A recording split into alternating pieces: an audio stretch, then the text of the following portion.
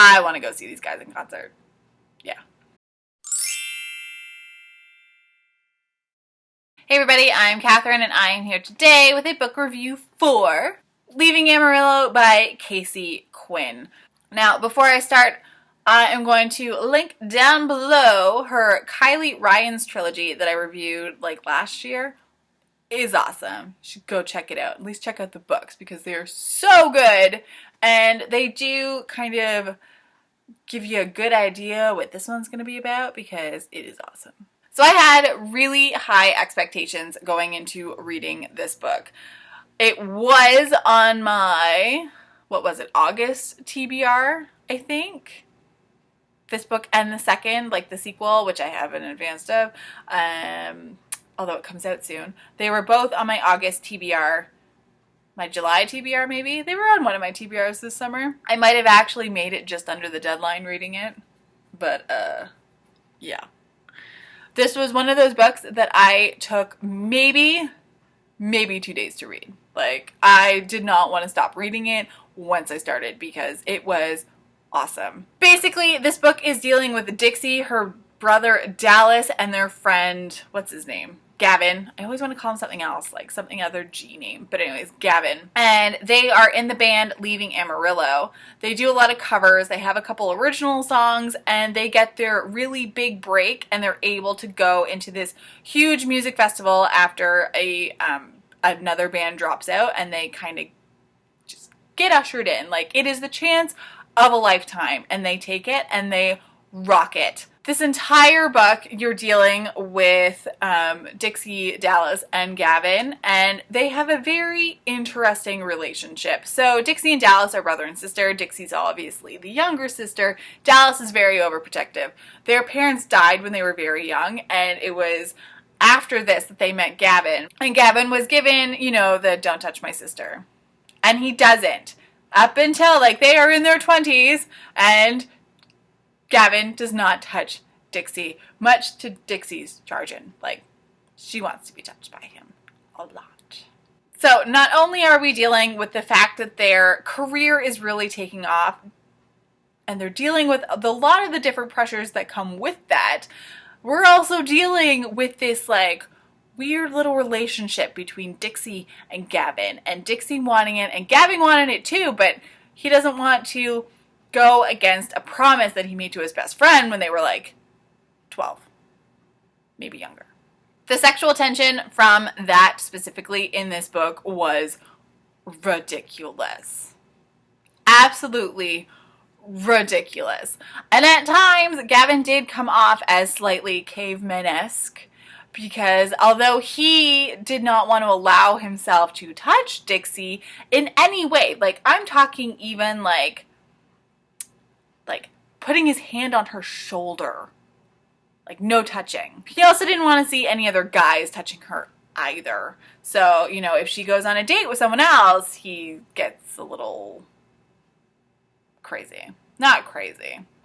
He gets a little angry. Yeah.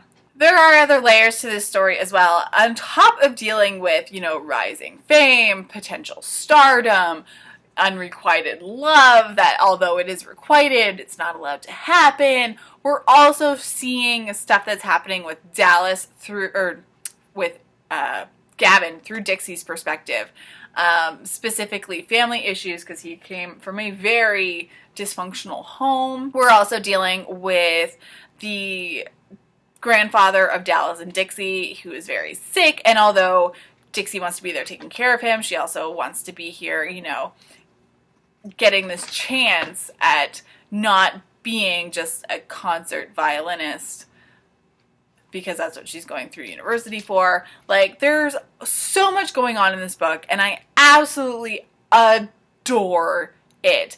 And I need to read the second one very soon, because it actually deals with Dallas's perspective, and with the stuff that happens in this book, Dallas's perspective will be very interesting, although I am in, like, huge anticipation now for the third book, because the way that this one ends, the third book needs to happen now. Like, oh my god. I personally found the way that the romance between Dixie and Gavin was written was very realistic. You're dealing with something that has been building since childhood. Like, they started off as friends. They, you know, there's the crushes, the childhood crushes. It's developed into something more as an adult. And you're dealing with the fact that, you know, adult relationships aren't as cut and dry as they would seem. There's a lot more that goes into it. And on top of all of the, you know, drama of the romance, there's also the fact that they are still friends and they need to be there as friends for each other. So there's this whole dynamic, and it's just, I loved it. I really, really loved it. It was, in my opinion, one of the more realistic type romances that I've read in a while. While it was a main focus within the book, it was a secondary focus to, you know, the competition, or not the competition, but the concerts and the, you know, the venue and the music and everything that has to do with that, which I loved. It was not the sole focus of the book, and it was very refreshing for new adult books for it to not be like right there all the time. Although I did want it to be there a lot more of the time sometimes. I needed the relationship to happen faster, but when it did happen, and then that ending, and I highly suggest you have at least the second book before you read this one, because you're going to be left screaming and wanting more. And if you can wait, I mean, I want you to read this book right away, but if you can wait until that third book comes out too, you'll probably be thanking me, because you'll need it right away. I gave this book 5 stars on Goodreads. I love Caisey Quinn's books, all of the ones that I've read so far.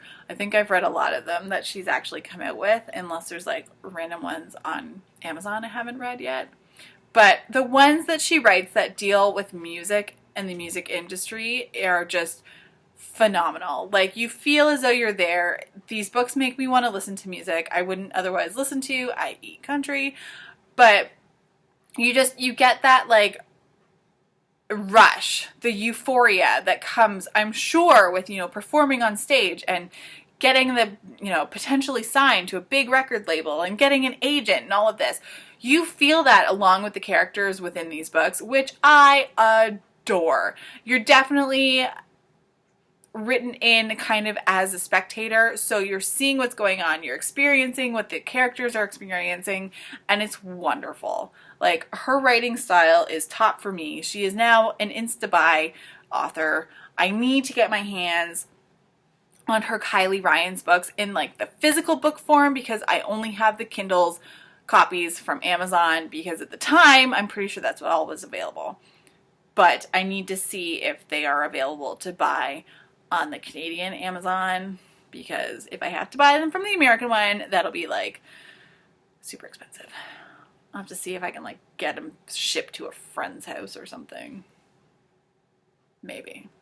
We'll see. But I need to have them, because I want to be able to reread them and like flip through the pages and smell the book or something. Like, just good stuff all around. If you're just starting to get into new adult, I really do suggest Caisey Quinn's book. Leaving Amarillo was really good. Her other Kylie Ryan series was just as amazing, and I expect her books to only get better as she continues to write and have them come out, especially now that they are from an imprint of HarperCollins. So awesome. Congratulations. But definitely they are slightly less on the drama scale of new adult books. So if you're wanting to kind of stick your feet in, test out the new adult, this is definitely a good one. It is not the sex heavy that a lot of them can be. It does focus a lot on, you know, the relationships and the music and everything that comes with that. So really, really amazing in my opinion. Go and read it. Just do yourself a favor and go and read it. And that is it for me today. So I now need to go and read more books for class. The life of a university student is never done, ever. So until next time, guys, as always, happy reading.